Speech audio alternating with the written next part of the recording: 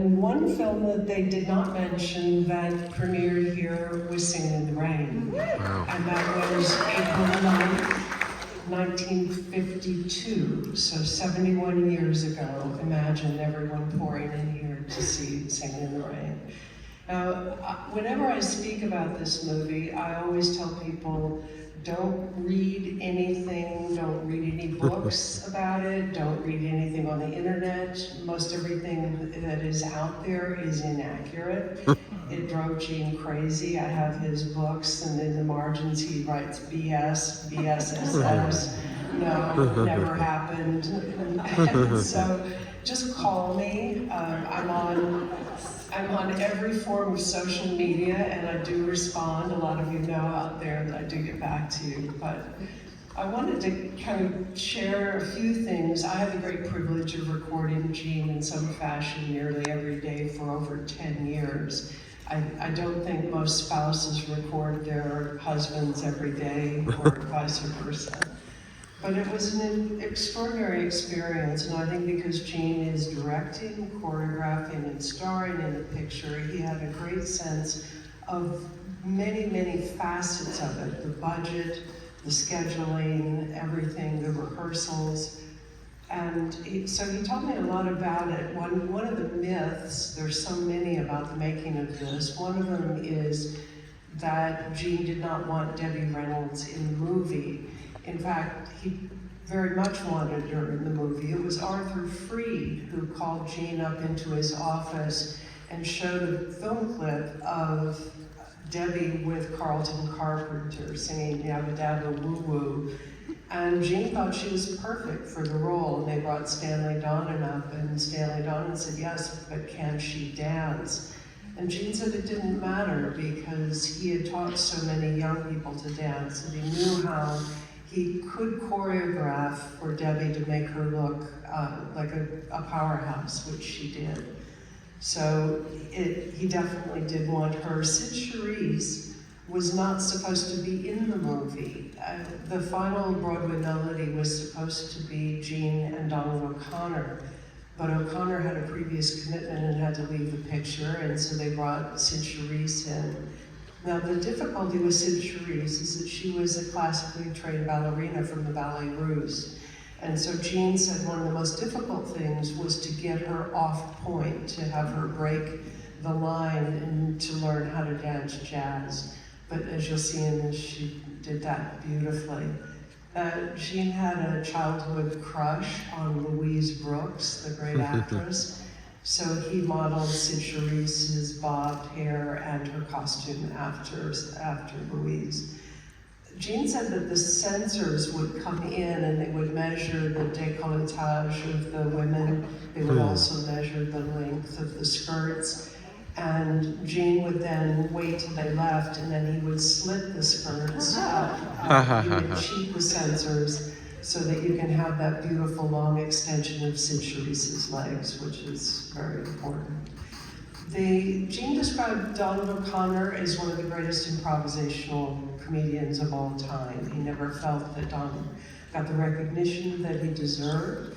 And one story he told me, those of you, how many of you have seen this movie, Singin' in the Rain? Okay. You know the part where they're with the elocution teacher and Donald's making the funny faces? Well, that was not in the script. That was completely improvised by Donald, and Gene loved it and was breaking up so much that they added that in. And when you watch this, you'll see that Gene is still breaking up on the side. Gene thought Moses Supposes was the best tap number that he ever did on screen. And when you look at the great ballet sequence, you saw a bit of it in the documentary, with Sid Charisse in the white dress with the long scarf. It was the equivalent of 3 airplane motors that got that scarf up in the air. There were 3 Ritter fans, and Gene choreographed the fans to hit him at just the right point and her to hit it just to send the scarf up into the air. And he said the torque on his body to lift her and to turn the scarf was extraordinary. He always described Gene Hagen as the glue that held the picture together. And many of you will know, it's kind of a funny description of this movie that's about dubbing people. If you want to know what Gene Hagen's real speaking voice sounds like, it's the voice of Debbie Reynolds when Debbie is supposedly dubbing Gene Hagen's speaking voice. So when Debbie Reynolds says, "Until the stars turn cold," that's actually Gene Hagen's real voice. And when you hear Debbie Reynolds dubbing Gene Hagen's singing voice, that's actually a woman named Betty Noyce who is dubbing Debbie Reynolds' singing voice. You got all that?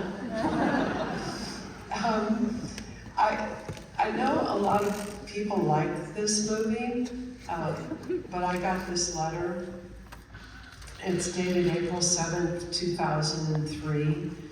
It says, "Dear Mrs. Jean Kelly, my name is Alan. I'm in the 4th grade at PSA in Jamaica, New York. My class and I watched your husband's movie, Singin' in the Rain.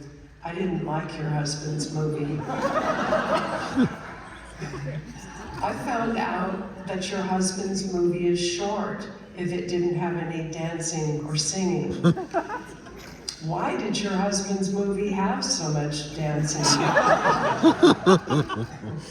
Why didn't your husband make it more interesting? Wow. Maybe your husband could just cut out the dancing and have just gotten to the point of the movie. Can't your husband just stop thinking about dancing?" Your friend, Alan Palafios. So, when I did my one-woman show about Gene in New York at Symphony Space, the teacher who had the kids write these letters to me brought Alan to the show, and he was 18 years old then. But I sent him a letter back to this. I love this letter. This is just sheer, genuine commentary. And I said, "Thank you for your note, Alan." But I said, in the case of Gene Kelly, the dancing actually has a point in the movie. And I said that's what changed the history of dancing on film with Gene, because he was using the movement to propel the story. Now, as I said, there are a lot of myths about the making of it. Have any of you heard that they put milk in the water so you see the raindrops? There is no milk in the water. Please tell everybody to stop saying that. It is it is phenomenal cinematography and lighting. And for those of you who've been to a baseball game at night and it starts to rain, you know that if you look down at the field, you don't see the raindrops, but if you tilt your head up, you see the raindrops backlit by the lights in the stadium. And that's what they had to do in this. So watch as Gene is dancing in front of the plate glass windows. They had to find a way to backlight the rain and not have the equipment showing up in the glass of the windows. So it was very, very complicated. You'll read that the famous Singin' in the Rain number was done in one take. It was not done in one take. It was done in multiple takes. And it was actually shot over a day and a half. It is true that Gene was very, very sick when he shot that iconic number. He had a temperature of about 103. And I don't think you'll notice that when you see it. What he would do, they had draped the set in black tarpaulin, and they had rigging hung for the rain. Gene would do the number and then go outside of the black tarpaulin and lie on the sidewalk and try to bake the temperature out of him, and then come back in and do another take. The great Rita Moreno is in this as Zelda, and she often credited Gene because it was the first time ever she was cast not as a Latina. And she's terrific in the role, and I toured around for the 60th anniversary of Singin' in the Rain with her. And everybody kept saying, Miss Moreno, why are people still watching this movie? And she said, because it's a perfect musical. And she said that Gene was in constant motion. He was up on the boom, setting the set, then he'd come down, set the lights, then he'd go change into costume and then come out. Now you will notice that there are no taps on the bottom of the shoes.